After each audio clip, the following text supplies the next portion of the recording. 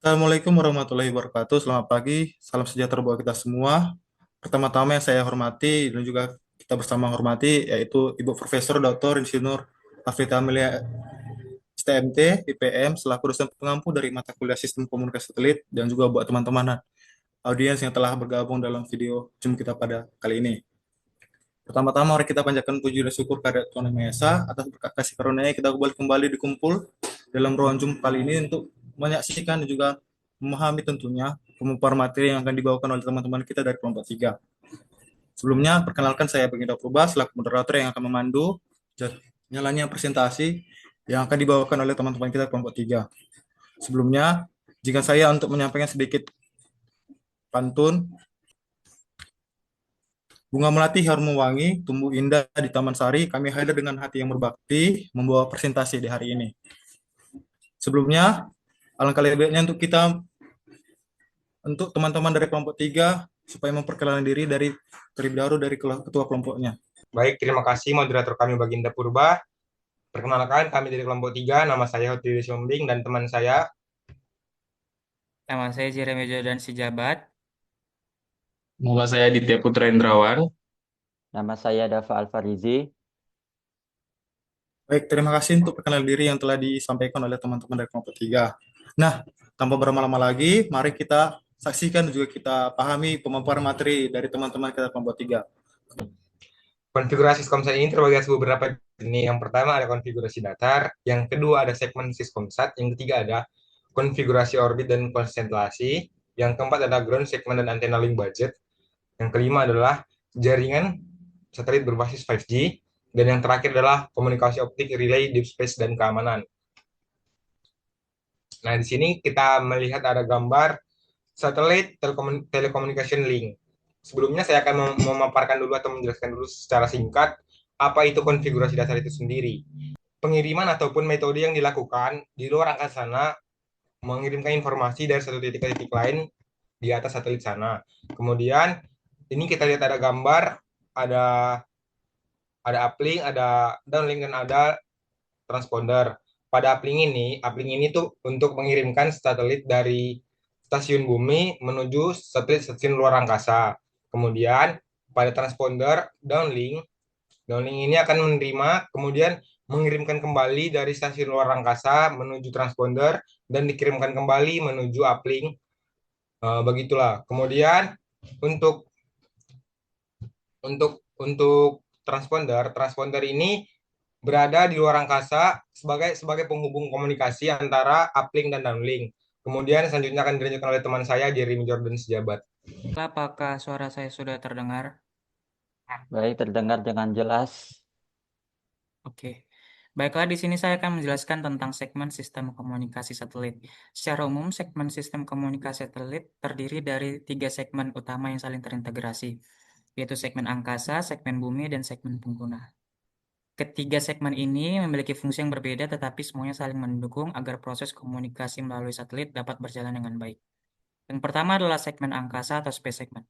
Segmen ini merupakan bagian utama dari sistem komunikasi satelit karena berada langsung di luar angkasa dan menjadi pusat berlangsung prosesnya komunikasi.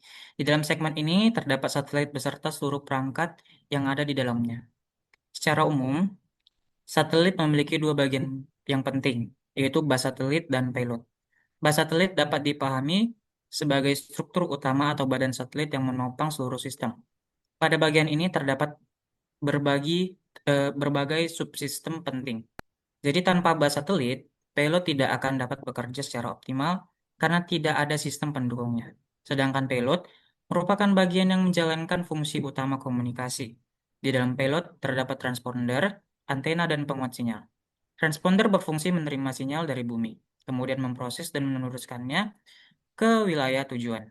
Antena berfungsi untuk menerima dan memancarkan sinyal. Sedangkan penguat sinyal membantu menjaga kualitas sinyal agar tetap cukup kuat saat dikirim kembali.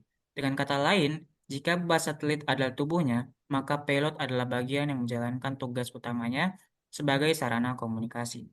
Selain itu, satelit juga ditempatkan pada orbit tertentu sesuai kebutuhan layanannya. Contohnya, geo atau geostationary Earth orbit yang berada pada ketinggian sekitar 35.786 km. Orbit ini sering digunakan untuk komunikasi karena satelit tampak seolah-olah diam terhadap bumi, sehingga cocok untuk siaran televisi dan komunikasi tetap. Kemudian selanjutnya adalah segmen bumi atau ground segment. Segmen ini mencakup seluruh infrastruktur yang berada di permukaan bumi dan berfungsi untuk mendukung operasional satelit. Jika segmen angkasa berada di luar angkasa, maka segmen bumi adalah bagian yang menghubungkan operasi satelit dengan kebutuhan komunikasi bumi. Salah satu komponen utama dalam segmen bumi adalah stasiun bumi atau Earth Station.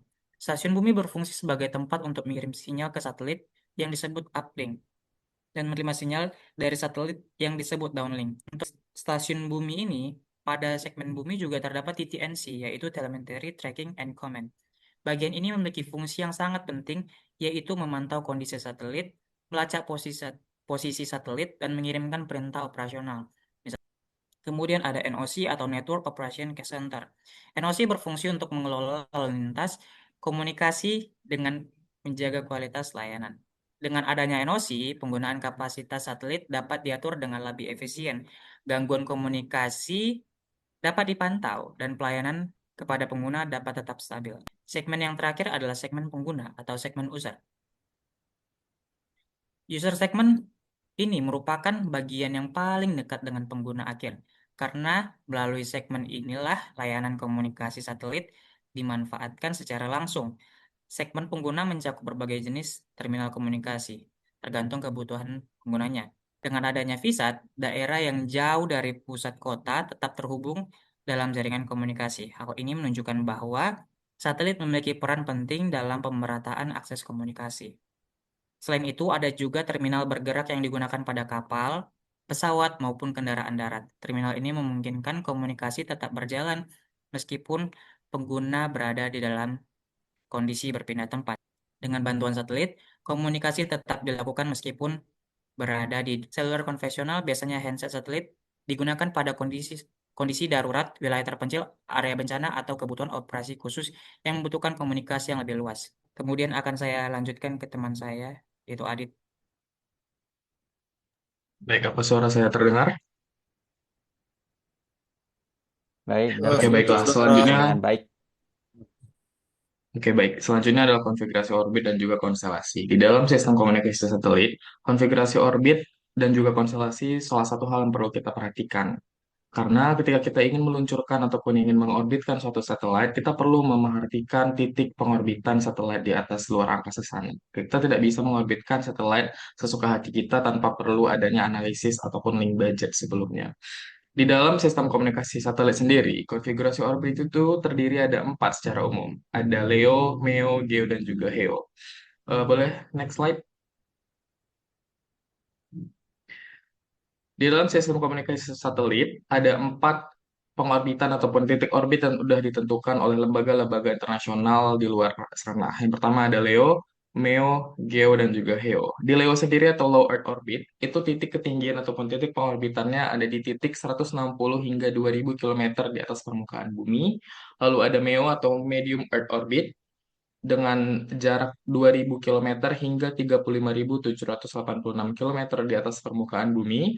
Lalu ada GEO dengan titik 35.786 km di atas permukaan bumi, dan juga HEO atau titik tertinggi pengorbitan satelit yaitu 35.786 km di atas permukaan bumi lebih. Lalu selanjutnya adalah konstelasi. Konstelasi sendiri adalah pengorbitan sekumpulan satelit di atas luar angkasa demi tujuan yang sama. Jadi, secara garis umum gitu ya, konstelasi ini memang bertujuan untuk memaksimalkan suatu tujuan agar tercover ataupun coveragenya lebih maksimal gitu. Teman-teman semuanya sudah pernah mendengar atau mungkin sudah mengetahui apa itu Starlink. Jadi, Starlink itu adalah konstelasi satelit terbesar di dunia saat ini. Kenapa saya bisa bilang demikian? Karena konstelasi satelit Starlink yang diluncurkan oleh SpaceX terhitung mulai tahun 2025 Januari saja sudah meluncurkan lebih dari 6.000 satelit yang aktif di luar angkasa sana. Konstelasi yang lain yang sedang uh, hype juga ataupun yang banyak digunakan itu adalah Galileo. Galileo sendiri ada konstelasi satelit yang diluncurkan oleh negara Uni Eropa. Next slide. Selanjutnya adalah ground segment, antena, dan juga link budget. Ground segment yang seperti teman saya katakan sebelumnya, Jeremy, adalah salah satu hal yang paling krusial juga, dikarenakan di ground segment ini kita bisa mengkontrol dan juga memonitoring satelit di luar sana. Gitu. Karena di ground segment itu ada kontrol segmen juga. Jadi di dalam ground segment ataupun kontrol segmen ini kita bisa memperhatikan pemudi ground segment ini bisa kita bilang adalah sebagai titik pusat ataupun otak dalam sistem komunikasi satelit. Jadi tanpa adanya ground segment ini satelit tidak akan berfungsi dengan baik. Gitu. Lalu selanjutnya ada antena. Di dalam sistem komunikasi satelit kita juga menggunakan antena sebagai alat pemancarnya juga karena di dalam sistem komunikasi satelit ini kita menggunakan media RF atau radio frekuensi untuk memancarkan dan juga mengirimkan atau menerima kembali data-data yang telah kita kirimkan. Proses lalu terakhir ada link budget. Link budget ini sendiri adalah proses penghitungan ataupun analisis sebelum kita ingin membuat sistem suatu komunikasi satelit. Tidak mungkin kita membuat sistem yang besar tanpa adanya perhitungan yang baik dulu. Jadi link budget ini juga perlu kita perhatikan secara baik dan benar. Selanjutnya boleh lanjutkan oleh Dava. Baik, sebelum saya mulai, apakah suara saya terdengar baik? Hai, selanjutnya saya akan membahas konfigurasi jaringan satelit modern dan integrasi 5G. Perkembangan komunikasi satelit modern membawa perubahan dari model band 5 konvensional menuju arsitektur jaringan terintegrasi.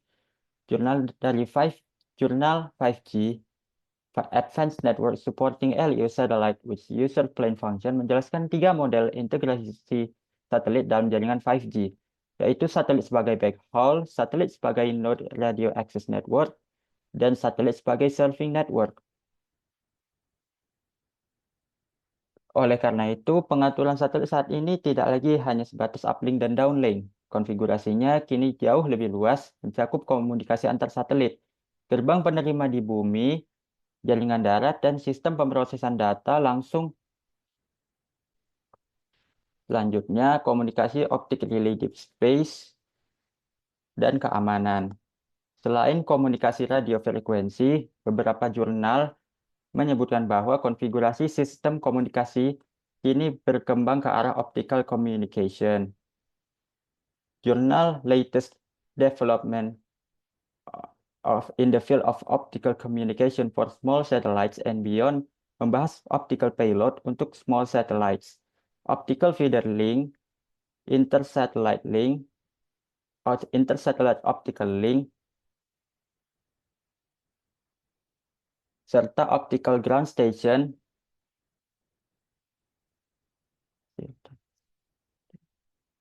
untuk payload HICAL. Untuk keperluan komunikasi luar angkasa jarak jauh, satelit orbit rendah dapat dimanfaatkan sebagai stasiun transit. Dalam hal ini, satelit LEO bertugas menjadi perantara atau jembatan sinyal antara pesawat penjelajah luar angkasa dengan bumi. Di samping itu, pengaturan sistem satelit saat ini juga menuntut perhatian ekstra pada pertahanan keamanan cyber agar data yang dikirimkan tetap aman. Baik, selanjutnya akan saya serahkan kepada moderator. Apakah suara saya tidak terdengar oleh moderator? Pahami bahwa kesimpulan dari pemaparan materi yang dibawakan oleh teman kita kelompok 3, berdasarkan telah terhadap materi konfigurasi sistem komunikasi satelit, dapat disimpulkan bahwa konfigurasi sistem komunikasi satelit adalah susunan menyeluruh dari komponen fisik, orbit, dan jaringan yang memungkinkan komunikasi melalui satelit berlangsung secara efektif. Konfigurasi ini mencakup uplink, transponder, downlink, space segment, ground segment, control segment, pemilihan orbit, konstelasi, pita frekuensi, sistem tracking, gateway, hingga integrasi dengan jaringan terestrial modern. 4 jurnal paling sesuai dengan materi ini, materi inti adalah jurnal review satelit komunikasi, estimasi konstelasi LEO, integrasi 5G LEO, dan analisis link ALSAT 1B karena keempatnya secara langsung menjelaskan komponen, arsitektur, dan implementasi konfigurasi sistem komunikasi satelit. Jurnal lainnya memperkaya pembahasan dari sisi komunikasi optik, relay deep space, dan keamanan.